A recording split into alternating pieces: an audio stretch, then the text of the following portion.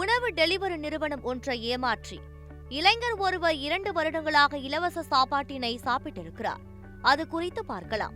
ஜப்பானை சேர்ந்த டாகுயா ஹிகஷிமோட்டா எனும் 38 வயது நபர் அங்குள்ள டிமைகேன் எனும் உணவு டெலிவரி நிறுவனத்தில் தினமும் விலை உயர்ந்த உணவுகளை ஆர்டர் செய்து இலவசமாக சாப்பிடுவதை வாடிக்கையாக வைத்திருக்கிறார்.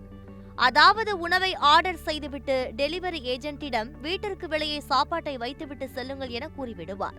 பின்னர் அந்நிறுவனத்தின் கஸ்டமர் கேரிடம் தவறான முகவரிக்கு உணவை டெலிவரி செய்துவிட்டார்கள் என்று பேசி பணத்தை மீண்டும் பெற்றுக் கொள்வார். சமீபத்தில் அந்த உணவு டெலிவரி நிறுவனம் தங்களது வருடாந்திர ரிப்போர்ட்டை எடுத்து பார்க்கும் போது அதிக அளவு பணம் ரீஃபண்ட் செய்யப்பட்டுள்ளது தெரியவந்தது.